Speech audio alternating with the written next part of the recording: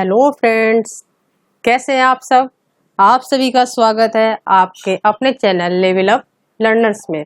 आज हम शुरुआत करेंगे सीडीपी की, जो स्पेशली सीटेट के लिए, ईपीटेट, SUPERTET and all other exam जितने भी होते हैं, जैसे केवीएस हो गया, डीएसएसबी हो गया, एनबीएस हो गया, जहाँ जहाँ भी सीडीपी की जरूरत पड़ती है, जहाँ जहाँ बाल विकास के बारे में पूछा जाता है, उससे रिलेटेड कुछ ना कुछ इससे पॉइंट जरूर मैच करेंगे अगर आप इसको पढ़ते हैं।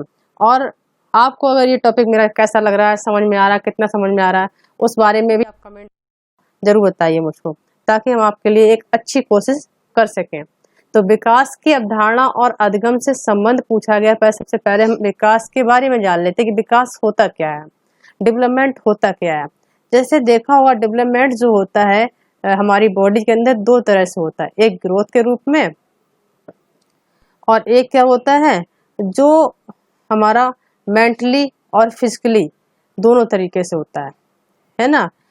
अब क्या है, ये ग्रोथ जो होता है वो एक टाइम के बाद रुक जाता है, लेकिन जो हमारे अंदर जो डेवलपमेंट होता है वो लगातार चलता रहता है। ये जो ग्रोथ है वो इसी का ही एक पार्ट है, डेवलपमेंट का ही एक पार्ट है।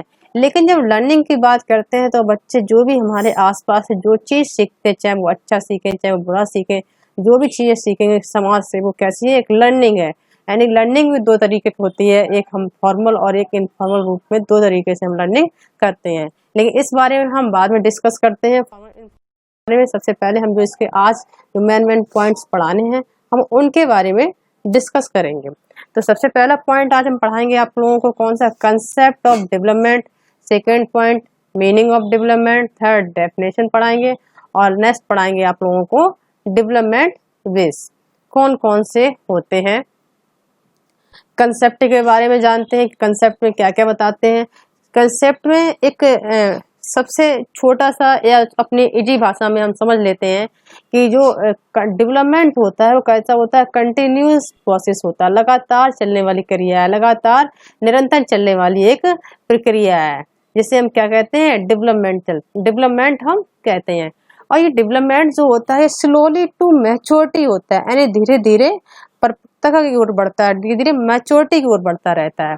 लेकिन इसके कुछ पॉइंट दिए गए, जैसे कि जो डेवलपमेंट है, हम किसी बच्चे के अंदर कैसे देखेंगे इसके अंदर कितना डेवलपमेंट हो रहा है। फिजिकल रूप में हम देख सकते हैं बच्चे के अंदर, सोशल रूप में देख सकते हैं, मेंटल रूप में देख सकते हैं एंड इमोशनल रूप में। अब देखिए फिजिकल के रूप में कैसे देखेंगे, जैसे बच्चे के अंदर बॉडी का डेवलपमेंट कैसे हुआ। जैसे एग्जाम्पल हम लेते हैं, एक बच्चा 2 साल का है और एक बच्चा हमारा यहाँ पे 18 साल का है। अब उसकी फिजिकल बॉडी देखे कैसे होती है। जैसे 2 साल का बच्चा है, उसके हाथ पैर बहुत सॉफ्ट होते हैं, एकदम बहुत मुलायम होते हैं, है ना। उसके बाद में बच्चा सही से मतलब दौड़ नहीं पाता है, चल नहीं पाता है, उसके हाथ पैर बहुत छोटे छोटे होते हैं। लेकिन जब वही बच्चा 18 साल का हो जाता है तो उसके हाथ पैर बहुत डेवलपमेंट हो जाते हैं, उसकी मसल्स बहुत मजबूत हो जाती हैं, सोचने की क्षमता उसकी बढ़ जाती है, इमेजिनेशन पावर बढ़ जाती है ना। ये कैसा है, ये फिजिकल चेंजिंग है, यानी जो उसकी ग्रोथ का असर डालता है, जो ग्रोथ पे उसका इफेक्ट पड़ता है, वो कैसा होता है, फिजिकल चेंजिंग होता है।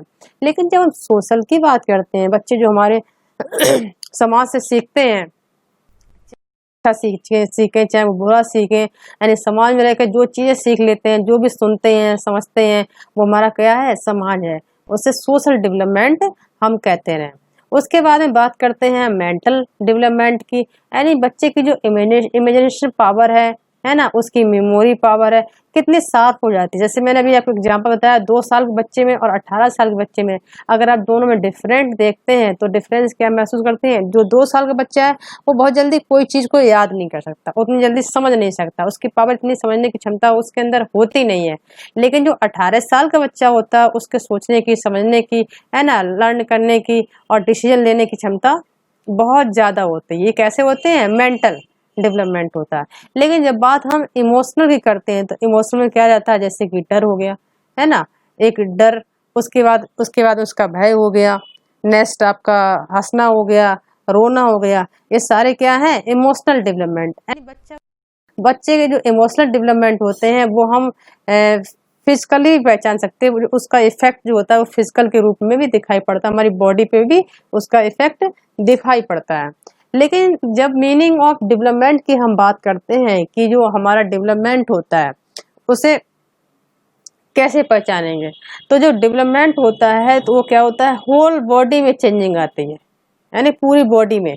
और बॉडी में चेंजिंग कैसी, फिजिकली और मेंटली दोनों तरीके से आती है। वो हमारा क्या कहलाता है, डेवलपमेंट कहलाता है। जैसे एक एग्जांपल से समझ लेते हैं यहाँ पे डेवलपमेंट के बारे में। जैसे कि कुछ एग्जांपल दिए गए हैं, जैसे ग्रोथ ऑफ फीट। देखा होगा, अभी मैंने आपको बताया कि जो छोटे बच्चे होते हैं उनके पैरों की वृद्धि अलग टाइप की होती है, थोड़े थोड़े से बढ़ जाते हैं। लेकिन जब वही बच्चा हमारा 18 ईयर्स का हो जाता है, यानी 10 ईयर्स का हो जाता है, यानी कि वो जिस तरीके से उसकी एज होती है उसी हिसाब से उसके अंदर डेवलपमेंट हो जाता है। उसके हाथों की बनावट, हाथों में चेंजिंग आ जाती है। जैसे छोटा बच्चा होता है उसके हाथ बहुत सॉफ्ट होते हैं, जब बच्चा भाई बड़ा हो जाता है तो उसके हाथ मसल्स बहुत मजबूत हो जाते हैं। ये क्या है, meaning of development. The change in the shape of form of the whole body is called development. उसके बाद में इसी के आगे नेक्स्ट पॉइंट बात करते हैं। कुछ डेफिनेशंस दी गई हैं डेवलपमेंट के बारे में। जानते हैं कि अलग अलग साइकोलॉजिस्ट ने अलग अलग डेफिनेशन दी हैं और अपने अपने अलग अलग राय दी है। लेकिन साइंटिस्ट यहाँ पे जो साइकोलॉजिस्ट हैं वो तो बहुत सारे हैं, लेकिन हम सारे तो नहीं पढ़ा सकते आपको भी। इससे रिलेटेड जो भी डेफिनेशंस आती हैं, जो मेन डेफिनेशन है, उनके बारे में आज हम डिस्कस करते हैं। जैसे एक साइकोलॉजिस्ट थे जिनका नाम था मुनरो। उन्होंने क्या बोला, मुनरो ने कहा कि जो डेवलपमेंट होता है सबसे पहले तो परिवर्तन होता है, यानी चेंज होता रहता है। और कैसा होता है, स्टेज इन चाइल्ड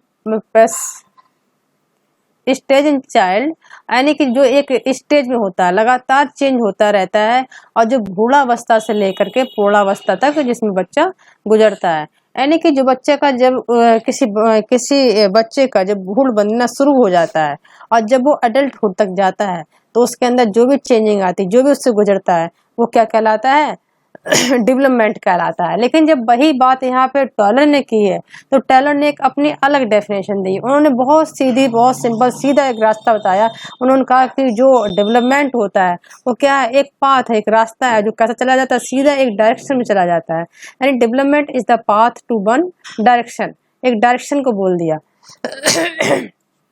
सॉरी, यहाँ पे जब हरलॉक की बात करते हैं तो हरलॉक ने इसको क्या बोला कि हरलॉक ने कहा है कि जो डेवलपमेंट होता नॉट लिमिट टू ग्रोथ, यानी ग्रोथ नहीं जो एक समय के बाद में कैसा होती है, रुक जाती है, लेकिन जो डेवलपमेंट होता है वो लगातार होता रहता है। देखा होगा बच्चे के अंदर जो डेवलपमेंट से कुछ ना कुछ नया सीखता है, उसके अंदर नए नए धारणाएं आती हैं, है ना, नए नए विचार आते हैं और फ्यूचर के बारे में सोचने लगता है। ये किसके विचार थे, हरलॉक के बारे में, हरलॉक के विचार थे अपने। उन्होंने एक अपनी डेफिनेशन को अलग तरीके से डिफाइन किया। लेकिन जब विकास के आधार की बात करते हैं तो विकास के जो आधार में दो मेन आधार आ जाते हैं, जिसमें क्या होता है, इनहेरिटेंस एंड एनवायरमेंट। इनहेरिटेंस क्या होता है इस चीज को समझ लेते हैं, और एनवायरमेंट क्या होता है इस चीज को समझ लेते हैं। इनहेरिटेंस का मतलब होता है वंशानुक्रम। कभी कभी वंशानुक्रम के नाम से दे दिया जाता है, कभी आपसे वंशानुक्रम पूछा जाएगा, कभी कभी आपसे अनुवांशिकता पूछी जाएगी, कभी आपसे वंश परंपरा पूछी जाएगी। ये सारे किसके नाम है, इनहेरिटेंस के हैं। उसके बाद में एनवायरमेंट को जो भी हमारे आसपास का वातावरण होता है उससे संबंधित जो भी चीजें आती है वो सारी हमारी किस में आ जाएंगी, एनवायरमेंट में आ जाती है। इनहेरिटेंस का एक एग्जाम्पल हम बहुत छोटा सा समझ लेते हैं। जैसे दो बच्चे हैं, ठीक है, एक बच्चा ये हो गया और एक बच्चा ये है। सपोज इनका जन्म जो हुआ किसी सिंगर के घर में हुआ, ठीक है। सिंगर के घर में जैसे इनका जन्म हुआ है तो क्या हुआ, एक बच्चे को हमने क्या किया, अलग एटमॉस्फेयर दे दिया, यानी उसको एक क्रिकेटर के घर में जाकर के कुछ दिन के लिए रहने के लिए छोड़ दिया। अब क्या है, देखते हैं कि जो सिंगर के घर में बच्चा पैदा हुआ था और जो सिंगर के घर में ही रहा, उस बच्चे ने क्या किया, बहुत जल्दी सिंगर बन गया। क्यों बन गया, क्योंकि उसके जो आनुवंशिक गुण थे, जो वंश परंपरा चली आ रही थी, वो तो उसके अंदर थे ही, साथ में उसका एनवायरमेंट भी सेम उसको वही मिल गया। लेकिन जब दूसरे बच्चे की बात करते तो इसके अंदर क्या था, जो आनुवंशिक गुण थे वो तो इसके अंदर थे, लेकिन इसको सेम वैसा वातावरण नहीं मिल पाया, इसलिए क्या होगा, ये अच्छे तरीके से अपने आप को डेवलप नहीं कर पाएगा। जिस तरीके से इसको डेवलपमेंट करना चाहिए था, जिस तरीके से इसका विकास होना चाहिए था, उस तरीके से इसके अंदर विकास नहीं हो पाया। आई होप इस टॉपिक को आपको अच्छे से समझ में आया होगा। अब जो इनहेरिटेंस होता है, यानी कि जो आनुवंशिकता होती है, जो हमारी वंश परंपरा होती है, तो इसके जो दिखाई पड़ता है, कैसा होता है, ये दिखाई कैसे पड़ता है, समझ में कैसे आएगा कि इस बच्चे के अंदर जो आनुवंशिकता के गुण है या नहीं है। तो ये हमारी बॉडी और माइंड दोनों तरीके से डिपेंड करता है। जैसे देखा हुआ कोई बच्चा है ना, तो उसके आंखों का कलर उसके किसी पेरेंट्स से, घर में माँ या बाप, किसी माँ पिता से किसी एक से मैच करते हैं, है ना, उसके आंखों का कलर हो गया, बालों का कलर हो गया, यानी कि उसके बॉडी स्ट्रक्चर हो गया, ये सारे क्या हैं, आनुवंशिकता लक्षण है। कभी कभी देखा कोई बच्चे का जो माइंड होता है वो अपने मम्मी या पापा एक में ज्यादा शार्प होता है, तो उन्हीं के ऊपर उनका माइंड चला जाता है। किसी बच्चे के अंदर उसके बॉडी स्ट्रक्चर चले जाते हैं। ये सारे किसके गुण होते हैं, इनहेरिटेंस के होते हैं, वंश परंपरा या आनुवंशिकता या वंशानुक्रम, इन्हें कई नामों से हम जान सकते हैं। लेकिन जब बात हम एनवायरनमेंट की करते हैं, तो एनवायरनमेंट में कौन कौन से मेन पॉइंट आ जाते हैं, जैसे एक जियोग्राफिकल पॉइंट आ गया, आपका सोशल पॉइंट आ गया और कल्चर पॉइंट आ गया। तो सबसे पहले हम जियोग्राफिकल के बारे में बात कर लेते हैं। जियोग्राफिकल पॉइंट क्या होता है, जैसे जियोग्राफिकल के बारे में एक सिंपल सा समझ लीजिए कि यानी कि एक यहाँ पे कोई शख्स रह रहा है, कोई बच्चा या बुजुर्ग कोई यहाँ रह रहा है, कहाँ, यूएसए में, और एक रह रहा हमारा कहाँ, साउथ में। तो दोनों में चेंजिंग क्या हुआ, यहाँ का जियोग्राफिकल जो होगा वो कैसा होगा, अलग है, और यहाँ का कैसा हो जाएगा, अलग हो जाएगा।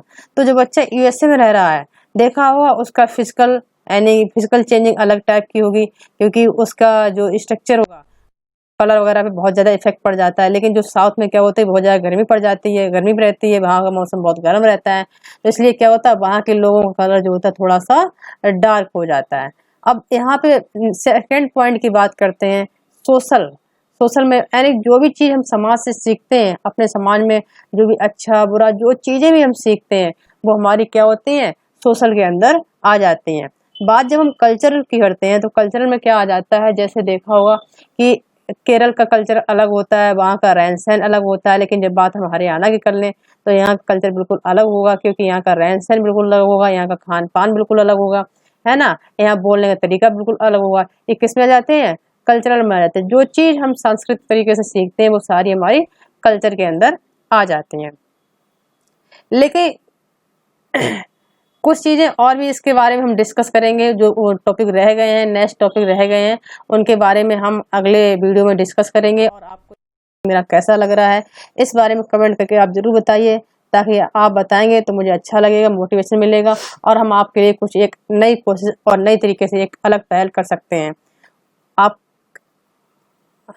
आज हम क्लास यहीं पे समाप्त करते हैं, और आपको नेक्स्ट क्लास के लिए तैयार रहिए। आप मेरी क्लास कैसी लगी, आप लाइक करके सब्सक्राइब करें, लाइक करें और सब्सक्राइब करें, और चैनल को पसंद आए तो इसको बेल आइकन जरूर दबाएं। आपका बहुत बहुत धन्यवाद।